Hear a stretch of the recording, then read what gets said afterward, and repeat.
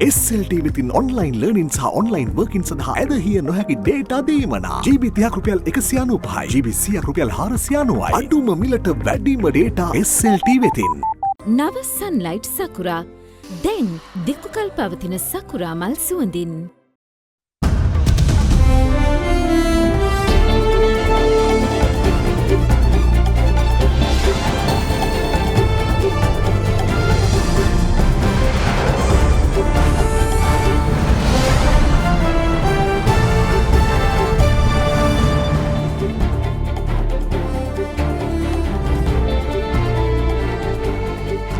අයිබෝන බෙක්වන්නේ ආද දින මධ්‍යහන ප්‍රධාන පුවත් විකාශය සමගින් ප්‍රථමයෙන් අප අවධානය යොමු කරන්නේ පුවත් ශීර්ෂ පාඨ වෙතයි. මධ්‍යස්ථාන පහකදී රාජාංගනයේ තැපැල් ඡන්ද සලකුණු කිරීම ආරම්භයි. සහරාන් කල්ලියේ න්‍යායාචාර්යවරයා අත්අඩංගුවේ පසුවන නව්ව මෞලවි බව හිටපු බුද්ධි ප්‍රධානියෙකු පාස්කු කොමිසමේදී හෙළි කරයි. නීති විරෝධීව එතනෝල් ප්‍රවාහනය කළ සුරාපදු සැරෙන්වරයෙකු පොමුණුකමදී අත්අඩංගුවට. ගත වූ පැය 24 තුළ චීනයෙන් කොවිඩ් ආසාදිතයින් 101ක් හඳුනාගනී. හජ් වන්දනාව බැතිමතුන් දසදහසකට සීවා කරයි. ඇල්කොහොල් අඩංගු හෑන්ඩ් සැනිටයිසර් භාවිත කරන්න. ලෙඩ රෝග ඇති කරන විෂ බීජවලට එරෙහිව සටන් කරන්න. හඳුන්වා දීමේ මිල රුපියල් 350යි.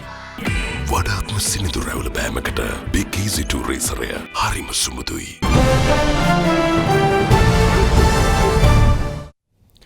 බේගමුව බන්ධනාගාරයේ රැඳවියන්ට පහසුකම් සැලසීම පිළිබඳව අත්අඩංගුවට ගැනීම සඳහා වරෙන්තු නිකුත් කර ඇති බේගමුව බන්ධනාගාරයේ ජේලවරුන් වන සරත් බණ්ඩාර සහ නිශාන්ත සේනාරත්න යන පුද්ගලයන් දෙදෙනා අද මීගමුව අධිකරණයට බාර වුණා. කෙසේ වෙතත් මීගමුව බන්ධනාගාරයේ හිටපු අධිකාරී අනුරුද්ධ සම්පායෝ මෙතෙක් අත්අඩංගුවට ගැනීමක් හෝ පොලිසියට බාරවීමක් සිදු වී නැහැ.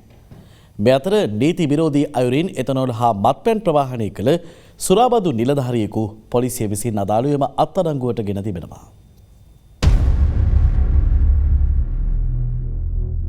අද අලුයම 1:20ට පමණ වත්තල බෝපිටිය නුගපේ ප්‍රදේශයේදී පමුණුගම පොලිසිය විසින් වැටලීමක් සිදු කළේ සුරාබදු නිලධාරියෙකු මෝටර් රථයකින් මත්පැන් ප්‍රවාහනය කරන බවට ලද තොරතුරකට අනුවයි. එහිදී ඔහුගේ මෝටර් රථය පරීක්ෂා කිරීමේදී නීති විරෝධී එතනෝල් මිලිලීටර් 750 බෝතල් 5ක් සහ මිලිලීටර් 180 මත්පැන් බෝතල් 50ක් සොයාගෙන තිබෙනවා. මේ අතර හෙරොයින් ජාවාරම් කළ පුද්ගලයන් දෙදෙනෙකු බොරලැස්කමුව ප්‍රදේශයේදී මිරිහාන දූෂණ මර්දන කොට්ටාශය විසින් අත්අඩංගුවට ගෙන තිබෙනවා. එහිදී ඔවුන්ගේ ඉඩමක සංගවා තිබූ හෙරොයින් ග්‍රෑම් 513ක් සොයාගත් බවයි පොලිසිය පැවසුවේ. මේ අතර පිටිගල හොරංගල්ල ප්‍රදේශයේදී ඇල්පිටියේ කොට්ටාශ දූෂණ මර්දන එකකේ කළ වැටලීමකදී බොර 12 ගිනි අවි දෙකක් සමග පුද්ගලයෙකු අත්අඩංගුවට ගෙන තිබෙනවා. එහිදී සැකකරු සතුව තිබී එම උණ්ඩ 6ක්ද සොයාගත් බවයි පොලිසිය පැවසුවේ.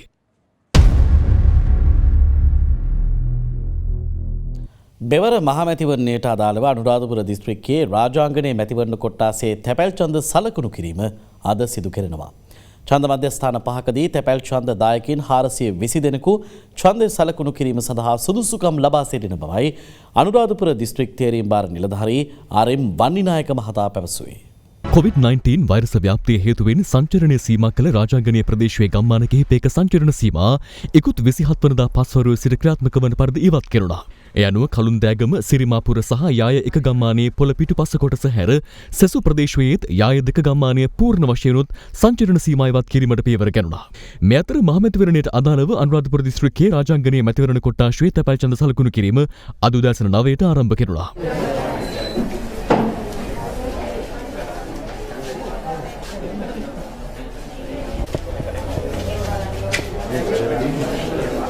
රාජාංගනී ප්‍රාදේශීය ලේකම් කාර්යාලය තුල මධ්‍යස්ථාන දෙකක් හැටියට මගේ ළඟ 156 දෙනෙක් තැපැල් ඡන්දලාභීන් ඉන්නවා. ඒ වගේම සහකාර ප්‍රාදේශීය ලේකම්තුමා ළඟ 100කට වැඩි ප්‍රමාණයක් දිස්ත්‍රික්කයෙන් පිට රාජකාරී කරන රජ නිලධාරීන් ඉන්නවා. ඒ සියලු දෙනාටම අද දින දවසේදී රාජාංගනී ප්‍රාදේශීය ලේකම් කාර්යාලය තුලදී තැපැල් ඡන්දය භාවිතා කරන්නට පුළුවන්. ඒ වගේම යාය 11 රෝහල මහසෙන් මහාවිද්‍යාලය සහ කොට්ටාස අධ්‍යාපන කාර්යාලය සිරිමාපුර මෙන්න මේ ආයතන තුනත් තවදුරටත් ඡන්ද මධ්‍යස්ථාන හැටියට තැපැල් ඡන්ද පාවිච්චි කරනවා. ඒ අපිට හවස 4 වෙනකොට නිමා කළ යුතුයි. තැපැල් ඡන්දය භාවිතා කිරීමට මෙම නිලධාරීන් ඉතාමත් උද්‍යෝගිමත් මේ කටයුතු සඳහා සම්බන්ධ වෙනවා. අපේ මහජන සෞඛ්‍ය පරීක්ෂකවරු අද සේවයට වාර්තා කරලා තියෙන නිසා කරන කටයුතු සාර්ථක කර ගැනීමට හැකියාව ලැබිලා තියෙනවා. සෞඛ්‍ය ආරක්ෂිත අපි දී ඇති උපදෙස් අනුව කටයුතු කරන බවක් අපිට නිරීක්ෂණය වෙනවා. ඒ වගේම අපි අද දින සිට අපේ වෘත්තීය ක්‍රියාමාර්ගය අවසන් කරලා නැවතත් කොරෝනා මර්ධන කටයුතු සඳහා සම්බන්ධ වෙලා තියෙනවා. ප්‍රදේශීය ජනතාවගෙන් අපිට පෙර පරිදිම ලබා දුන් සහයෝගය ලබා දෙන ලෙස අපි ඉල්ලා සිටිනවා.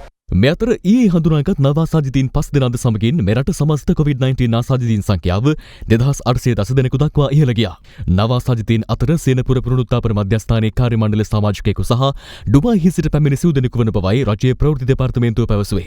සමස්ත COVID-19 ආසාදිතයන්ගෙන් 2296 දෙනෙකු මේ වන විට පූර්ණ සුවය ලබා රෝහල් වලින් පිටව ගොස් තිබෙනවා. COVID-19 ආසාදිතයින් 503 දෙනෙකු තවදුරටත් නේවාසිකව ප්‍රතිකාර ලබන බවයි වසංගත රෝග විද්‍යාංශය සඳහන් කළේ.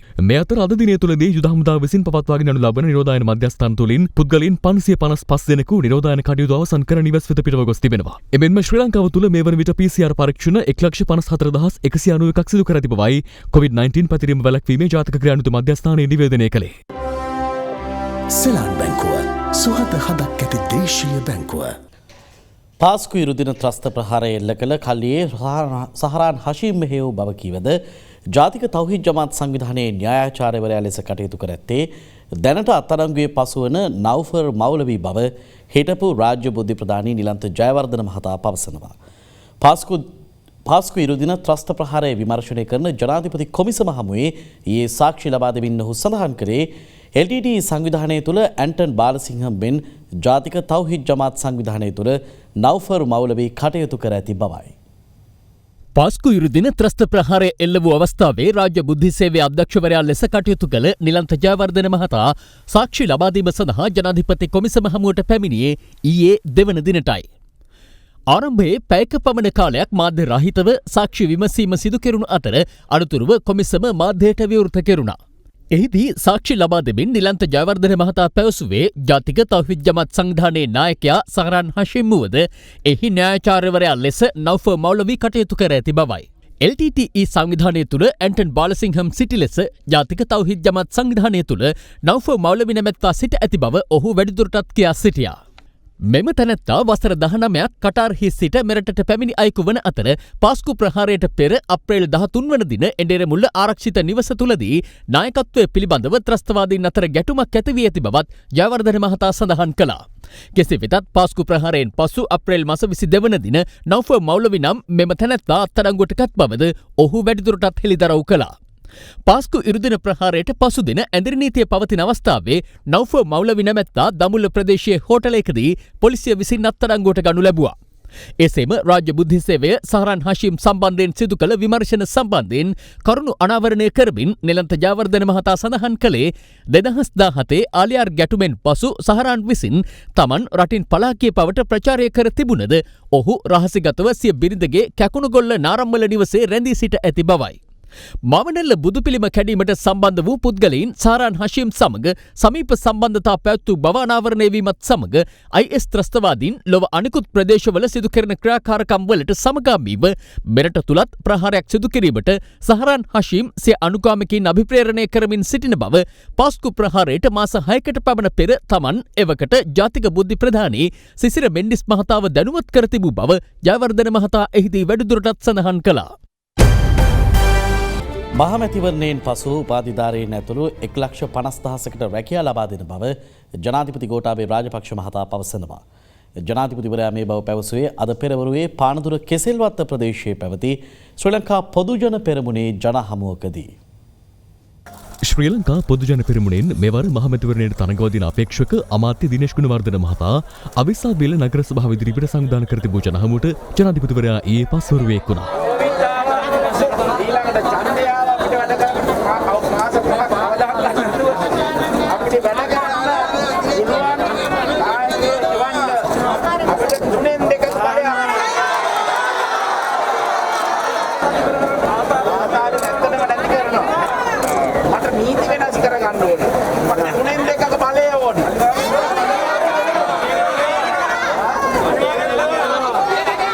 ජනාධිපති වෙනකට දීලා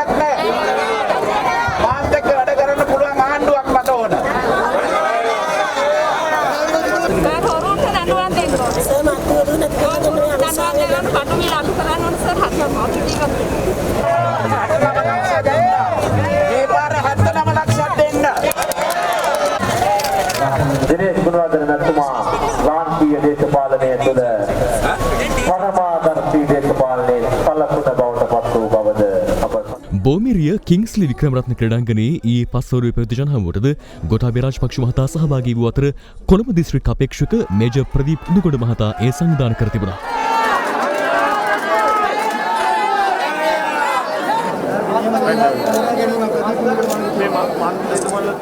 මේ අතර මහමැතිවරණය වෙනුවෙන් ශ්‍රී ලංකා පොදු ජන පෙරමුණේ ජනහමු අද පැවැත්වෙන්නේ කළුතර දිස්ත්‍රික්කයේ කේන්ද්‍ර කරගනිමින්. ජනාධිපති ගෝඨාභය රාජපක්ෂ මහතා අද පළමුවෙන්ම පැමිණියේ අපේක්ෂක මහින්ද සමරසිංහ මහතා කෙසෙල්වත්ත ප්‍රාදේශීය සභා ක්‍රීඩාංගණයේ සංවිධානය කළ ජනහමුවටයි.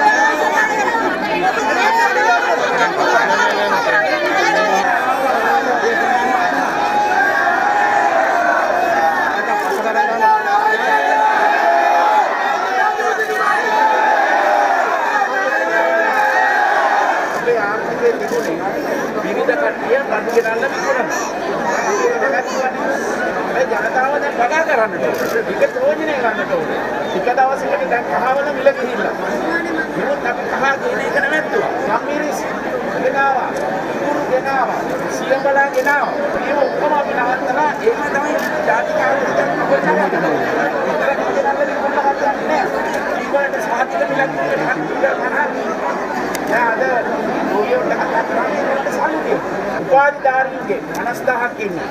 එතකොට දැන් ඡන්දය ඉවර වෙච්ච ගමන්ම 1,50,000කට උන්ද රැකියාවල් හම්බ වෙනවා. එහෙම තමයි මේ ආර්ථිකය ගොඩනගන්නට පුළුවන්.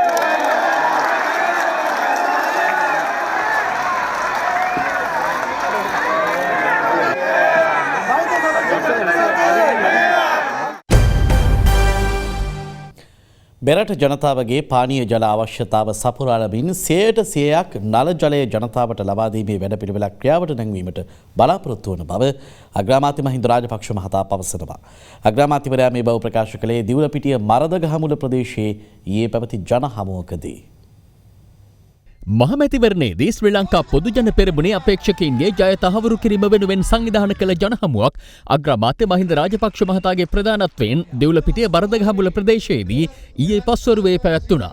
අවුරුදු 5ක් අපරාධේ නාස්ති කරා. අපි 2005 ඇවිල්ලා යුද්ධය අවසන් කළා රට සංවර්ධනය කරගෙන ඉදිරියට ගමන් කරා. ඒ ගමන අතරමඟ නැවතුණා 2015 දී. බලන්න වුන් කරපු වැඩ අපි වරායක් හැදුවා. ගුවන් තොටුපළක් හැදුවා. අධිවේගී මාර්ග හැදුවා. මේවා හැදලා ඉවරුණායින් පස්සේ ගිය ආණ්ඩුව ඇවිල්ලා අපෙන් විකුණ ගත්තා.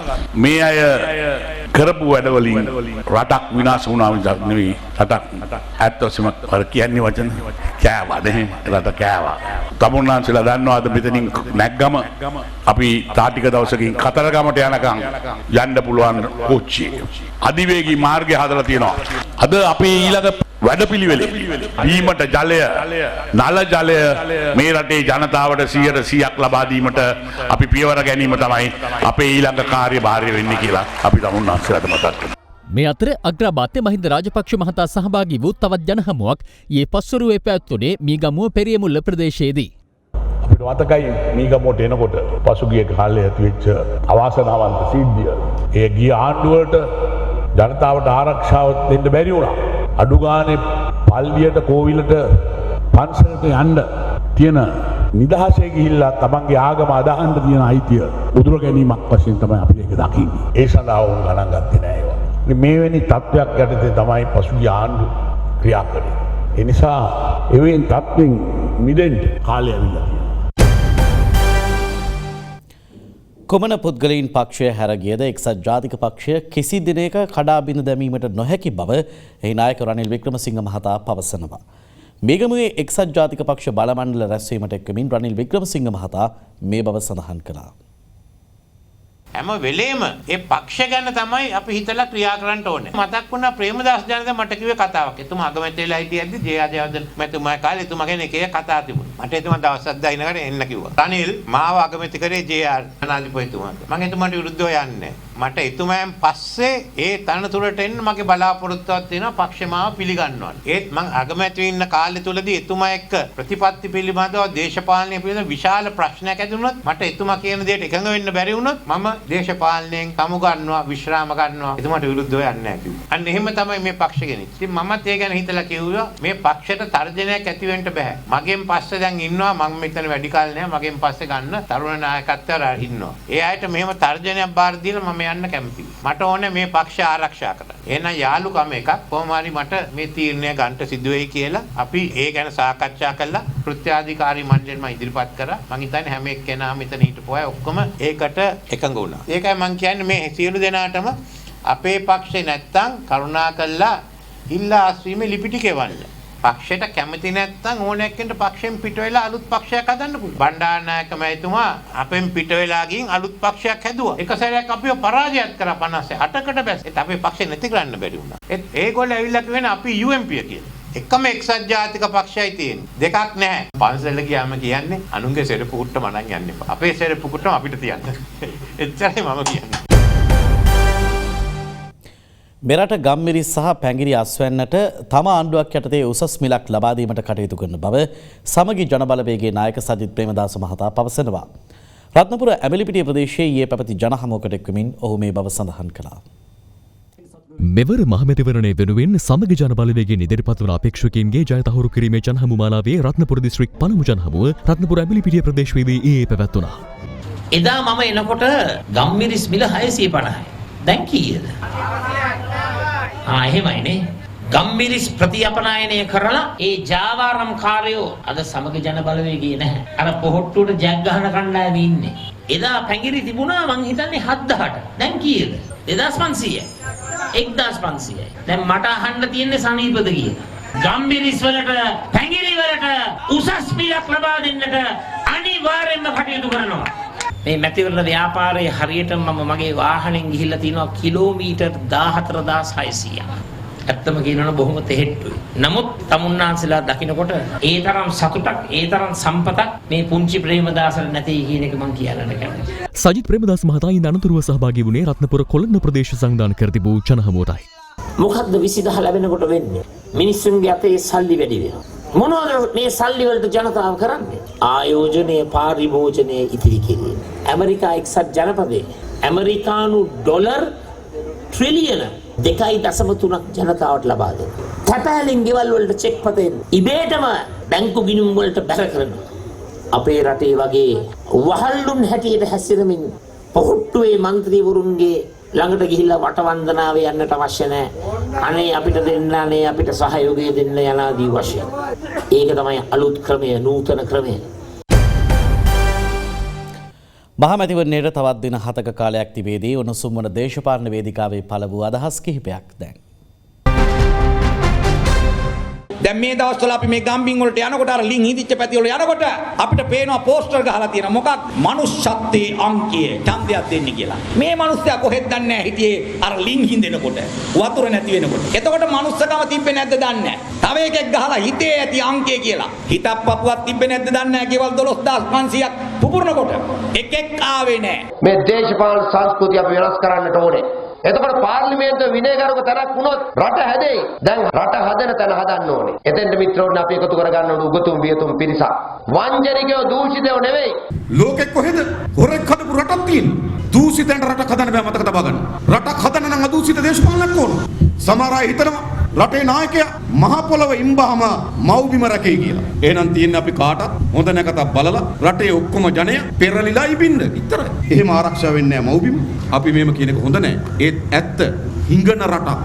පාරේ යනකොට අතපාන පුරවැසියන් ඉන්නවා ජීවත් වෙන්න විදියක් නැතුව. අනේ මහත්තයා පිනට යමක් දෙන්න කියලා.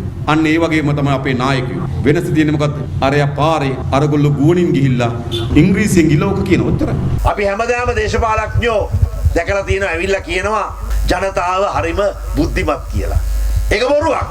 ජනතාව බුද්ධිමත් නම් මේ හාල් පාරුව මේකටපත් වෙන්නේ නැහැ. බැඳුම් කර හොරු දැන් ඒ පැත්තේ ඉන්නේ. අපේ අලුත් පක්ෂේ හොරු අඩුයි. හොරු නැහැ කියලා මං කියන්නේ නැහැ කවදාවත්.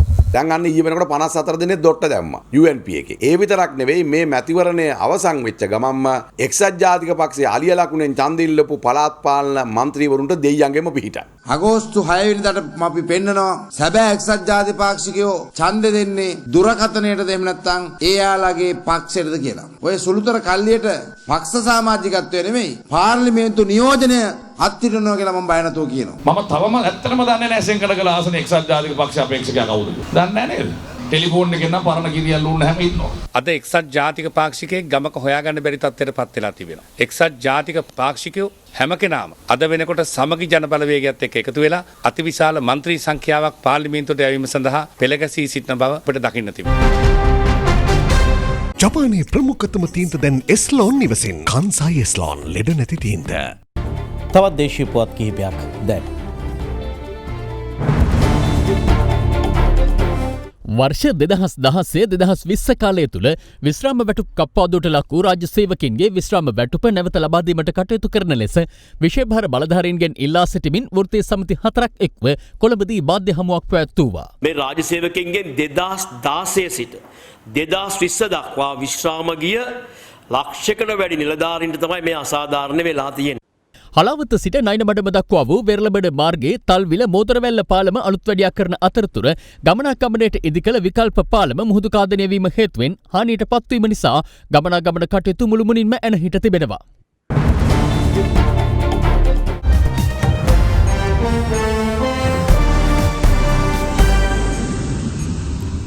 අද වන විට ලෝපුරා රටවලින් කොවිඩ් ආසාදිතින් 1.68 ලක්ෂ ඉක්ම වූ පිරිසක් හඳුනාගෙන ඇති අතර වාර්තා වන කොවිඩ් මරණ සංඛ්‍යාව 6,62,000කට අධිකයි.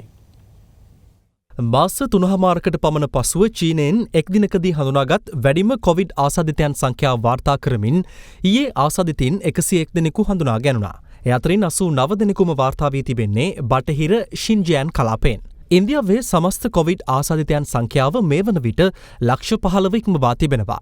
එරටින් වාර්තා වන සමස්ත කොවිඩ් මරණ සංඛ්‍යාව 34,224ක්. එයත් සමග මධ්‍යහන පත්‍රිකා ශිරීමාවට පත් වුණා. සුබ දවසක්.